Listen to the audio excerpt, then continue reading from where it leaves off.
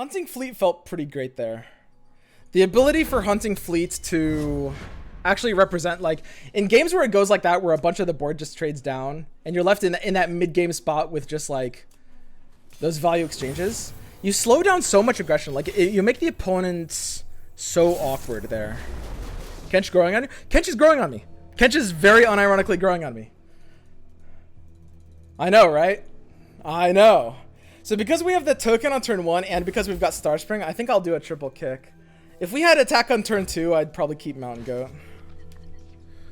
But I really kind of want a 1-drop here. Ideally, obviously, the Cudger to go with Star Spring on 2. Hunting Fleet is so good against dragons. Yeah, this is the matchup where, like, Hunting Fleet should, in theory, feel very good. Like, their entire game plan gets fucked if I just drop a big fucking ship on turn 4. What the heck?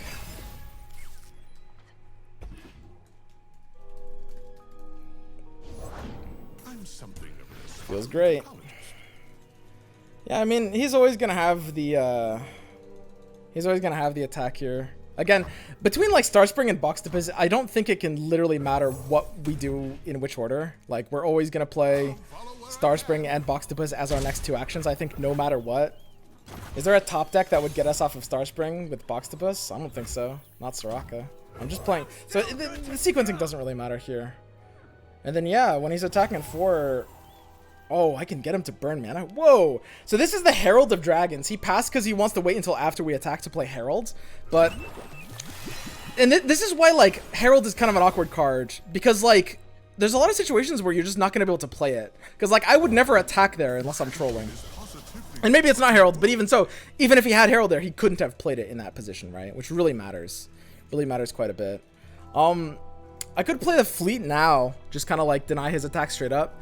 He's running Targon, so it's not impossible he, you know, could, like, Pale Cascade. Pale could be a little awkward. And he's going to deal 2 damage to my face with Golden Narwhal, which is, like, kind of feels bad, but, whatever. I've got a fucking Hunting Fleet. I'm stopping the 4 with White Flame. Like, that's so gross. This is, like, the perfect anti-dragons card. There's just no better tech against dragons. Not even close. No Broadback Protector. Broadback is so weird, man. It's so slow in this deck.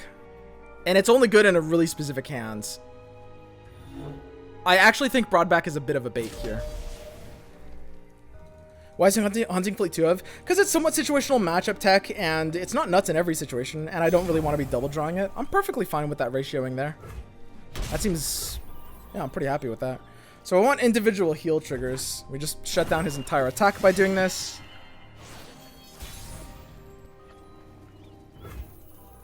And we can generate another damaged unit. So we can attack with Narwhal and Soraka and play the other Star Spring. Wow.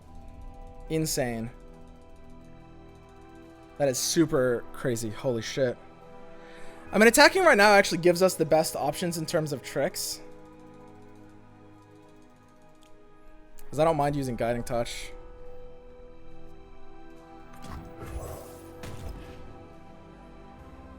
But I do want to be able to Pale Cascade as a solo trick, which means I do want to develop into the attack.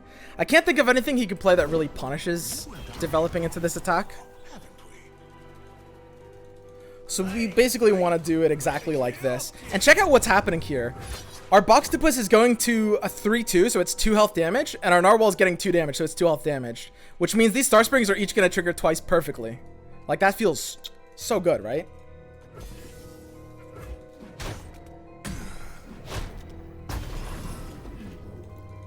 And there's no reason to play Soraka first. She does the same thing whether we play her before or after that attack. But by developing the Star Spring and then attacking before playing Soraka, we leave ourselves open to a double trick, which there's some weird situations where he could force us to want to double trick. And Soraka should draw a card here, right? Because she'll level from the first 2 triggers, and then the second 2 triggers will happen, and then she'll draw a card. This is so crazy. This game is won already. It's not even close. Like, he actually has so little way to win this game. It's crazy. It's ridiculous how over this game is. Holy shit.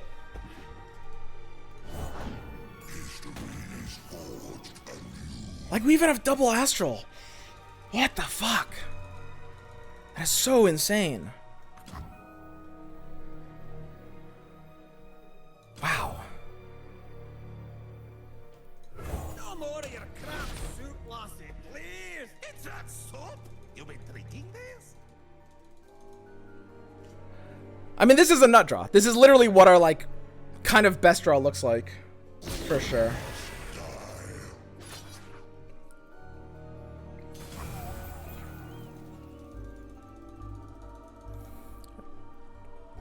I mean, he has the ability to potentially kill my Soraka if I block with it. He would have to use, like, single combat or, like, dragon single combat. How much damage is he really doing, though? He can do basically 10. He can't really do more than 10, so we can just block with Astral, right? Aren't we? Isn't there, like, 0 risk to doing it like this? Am I missing something?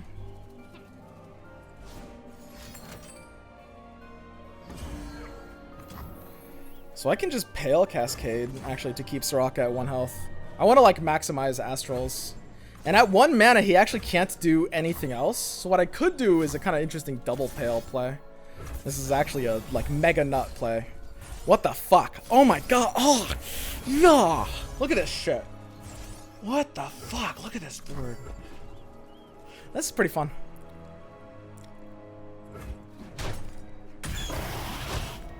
Like, it's not even close. It's completely over.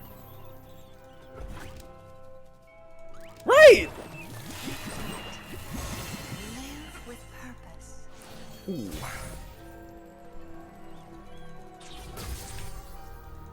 $13A. Yeah, I mean, I just need more damaged units. More healing is more good. More damage to the units. Is there a better way to deal with this? Ooh, Eclipse Dragon. That's kind of cute. Vulnerable for speeding it up a little bit.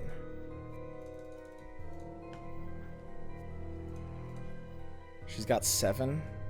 So Astral will heal her. But she's not... She loses her damage at that point.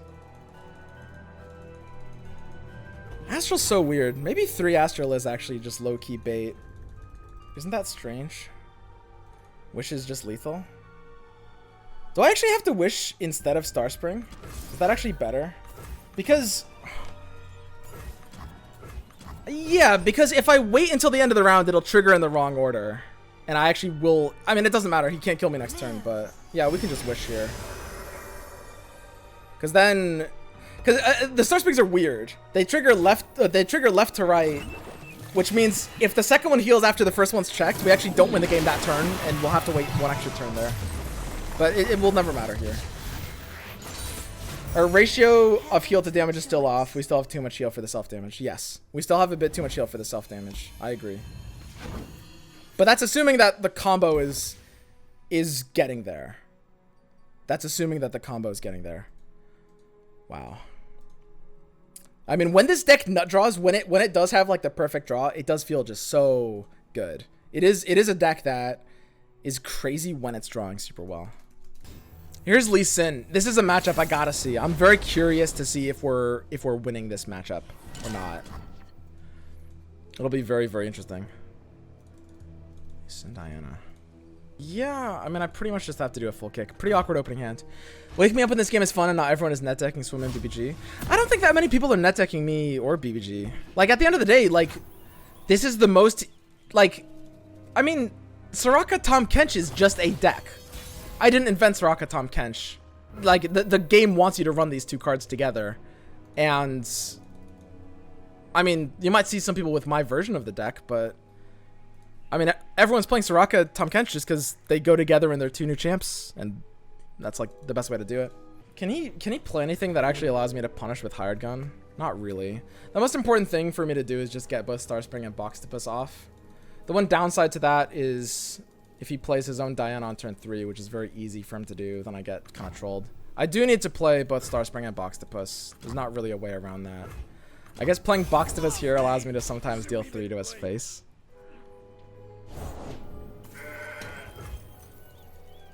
Goat's interesting. I mean, if he's gonna attack with Goat, I'll very, very happily let him hit me. That sounds great. I do have to Star Spring. The Star Spring needs to see the healing. I can't just like Soraka and then open attack next turn. It is too important that like we can't have the first Star Spring miss any healing scene. So next turn I'll probably Star Spring into the attack. Or sorry, Soraka into the attack. That'll feel fine. We won't have quite enough mana for Bastion though. We're one short of being able to play Bastion plus Soraka, which does feel a little awkward. And enter Hired Gun and Croaker here. Well, I guess I could just Croaker and then second Star Spring even. That's not bad.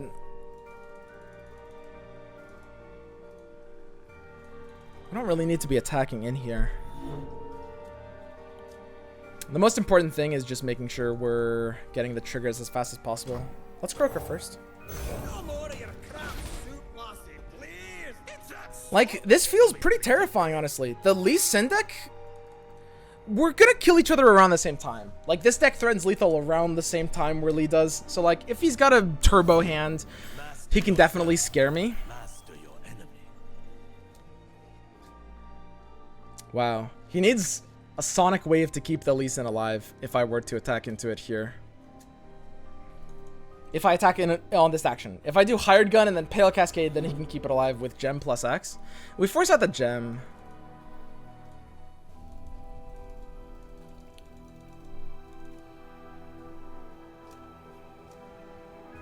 Now, losing our damage units is just not worth it. At the end of the, I think we just have to play our other Star Spring. We can't troll here.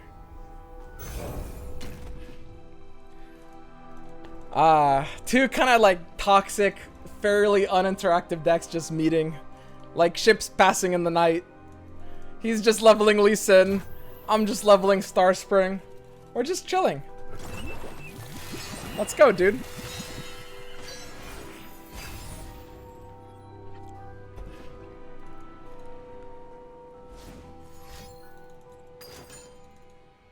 Yeah, Zenith is alright.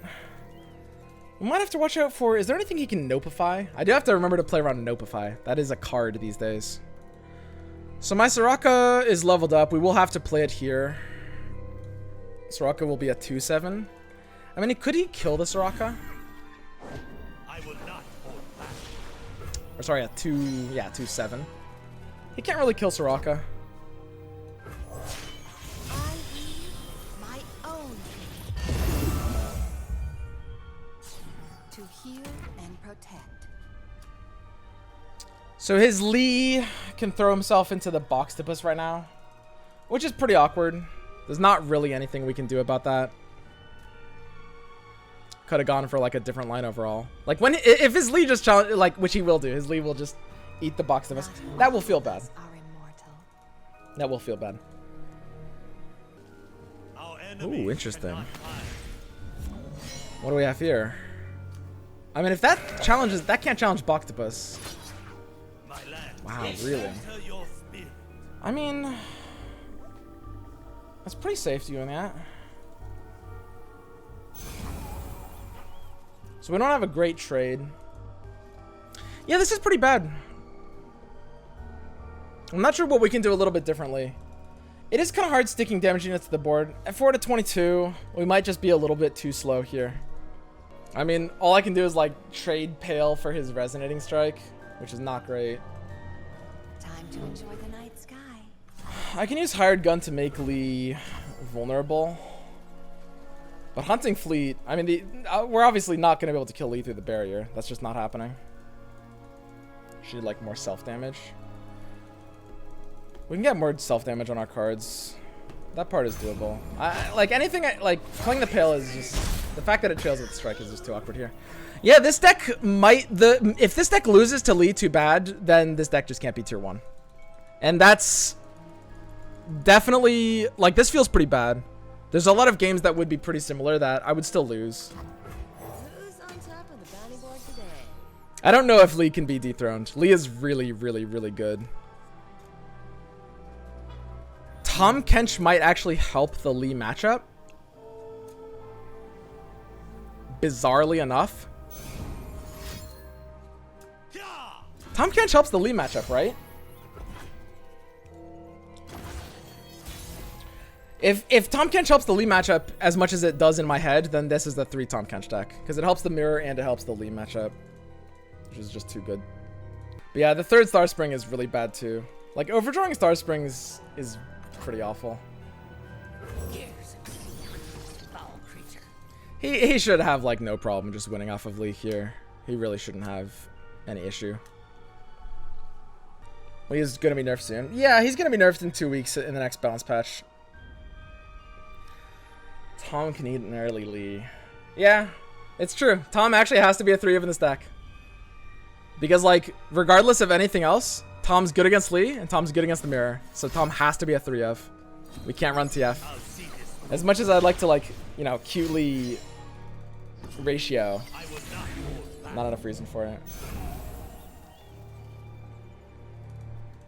What are the odds? I might actually need to hope he doesn't have Pale Cascade. Could be one of the few ways I win. I mean, I do need my units to get damaged. Lee Sin is literally just...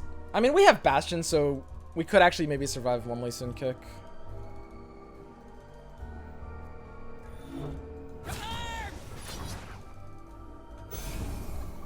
Yikes, dude. I will say, I'm pretty confident that Divergent Paths is bad in the stack. I'm pretty confident of. That basically has to be. Like, I can't run that card here. The dragon speaks through me. Then let it Interesting. So we need to, like... I mean, if his Lee is kicking out this turn, we can Bastion to slow it down. Oh god, we're at 6 charges. We're still drawing 2 every turn. He's got the second Overwhelm. I'll see this through. Heal to draw. We're not healing anything. Yeah, his Lee is literally just killing us here, right? I mean, it should level this attack. We're going to be forced to Bastion just to stop the dragon kick. And then we want to, like, chump out the horns. This could be okay against that. So we're just passing here. 6 out of 22. If we had a slightly better hand, if we had, like, more Codgers, more Croakers, if we could accelerate this win condition, I could be fine here. But he needs to level up this Lee on this action, which means he kind of has to pre-commit his spells. So he shouldn't be able to pop the Bastion Shield. There should be no way he does that. A good player might actually pass here for him, honestly, which is so weird to say. Insulted the stars and they are bored. There is actually an argument for him to pass.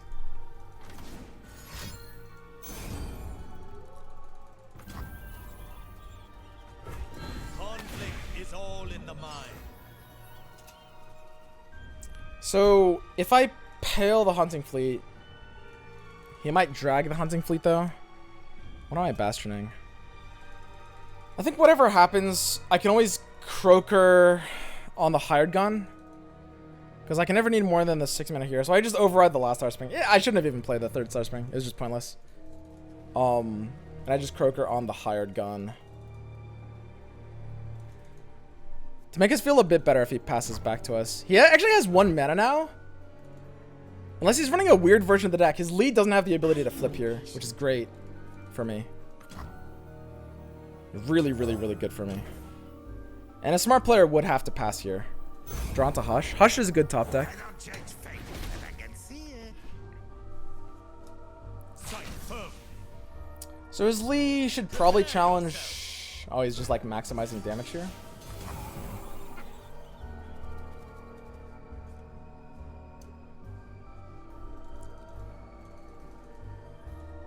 Interesting. That's very interesting. I might actually just be able to kill the horns if I draw into like a second Pale Cascade. That's really low odds. I have to go for it though. Unless I'd rather Bastion, and I have to save Bastion for later.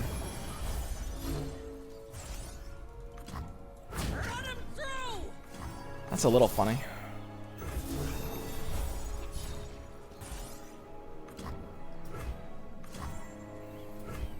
Killing the horns means, like, then we Bastion the Lee and we survive for 1 additional turn. Which, I mean, hey, is really nice. It's great that we can survive for 1 additional turn. Because he did actually need that horns to kill me through Bastion next turn. And now we've got the 2 Star Springs. His Lee is already granted vulnerable, so we can just Lounging Lizard here. We are going to be drawing off of the Soraka heal here. We just survived 1 more turn. Resident Sleeper. Some of these matchups do get a little silly. Like pretty silly.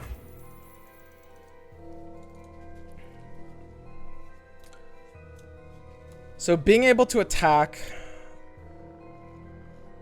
I might actually need to challenge specific units. Shakedown gives us 2 damage for 2 charges. The Soraka does need to heal here. If I swing into the Lee, I'm actually pretty safe. Like, he can't actually make his Lee big enough to kill my Soraka. Because, I mean, I will just, like, Astral at that point. So I think I do just use this for the 2 damage.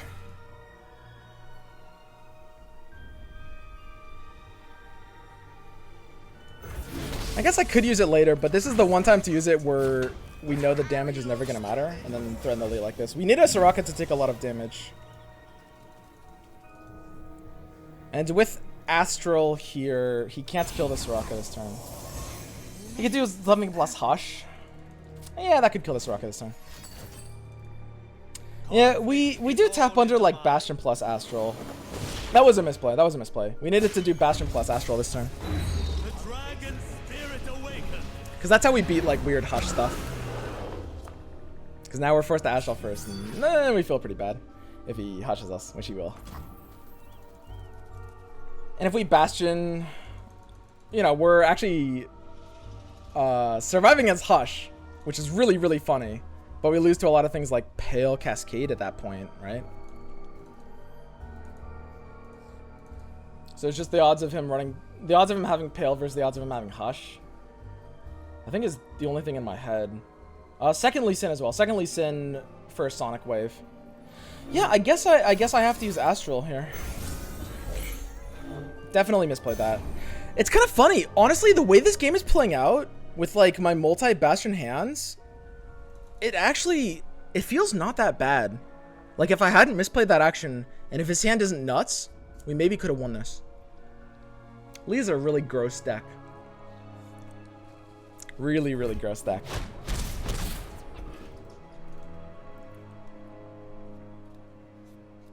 Turns out. If he doesn't win on his next attack, he might just lose. If we use both Bastions, he can pop 1 Bastion with like a Hush. But he needs to pop both Bastions. Bastion feels pretty great here. It's giving me a chance.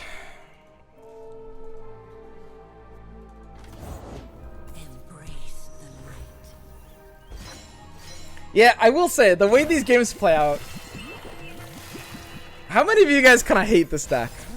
Because I sort of enjoy this, but I have a very warped sense of fun. I think it's unique and kind of cool, but it is kind of like... I mean, you are just jerking off and healing, and it's very tee-hee. I can see it being pretty, like, kind of unfun to play against.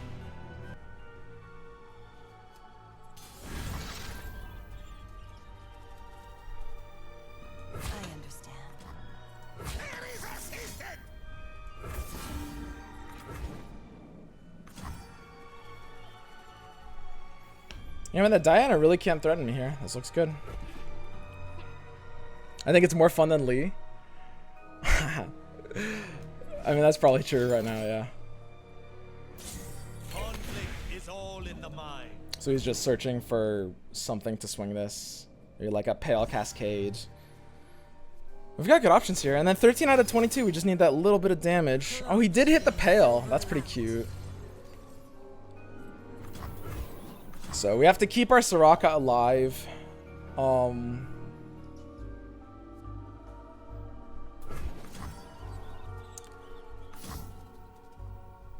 Touch has to be the best way to do it, right? Over Bastion. Am I ever going to regret using Touch like this? This is fine. second Soraka. That's an interesting draw. If he, like, top decked Hush and he uses it now, then I actually need Bastion to survive this attack. We're at 15 out of 22, and we've got, like, Cadres. We're just good, right? Like, even if he has Hush now, we have second Bastion. That's really, really adorable. And then, off of the remaining mana, 2 Cadres is good. Look at that. I mean, the stars did kind of have to align pretty perfectly for us. They did, for sure. But, I mean, the Bastion helps so much there. And if we stop the Lee Sin from killing us, he's dead. He's out. So now we just wait until the end of the turn. What if he has, like, the landmark removal card? This game was nuts. It was kind of crazy, huh? Why didn't he win there? There's a weird interaction where they go left to right and it has to check on the same action. So, like, the left one healed and then checked, and then the right one healed and then checked. So even though it was 22 on the left one, it doesn't win until the end of my turn. That feels good. That feels good. And honestly, I gotta say, man, if we draw Tahm Kench early in that matchup, God, if we draw Tahm Kench early in that matchup, that's gotta feel really bad for Lee. Like, Tahm Kench can sometimes just pound Lee, right? So let's go ahead and just go 3 Tahm Kenches just to beat the mirror and just to beat Lee. Because we're gonna see a lot more of these as well. This deck might actually overall be favored versus Lee. I know that game was really close, but that's because we didn't even draw Tahm Kench.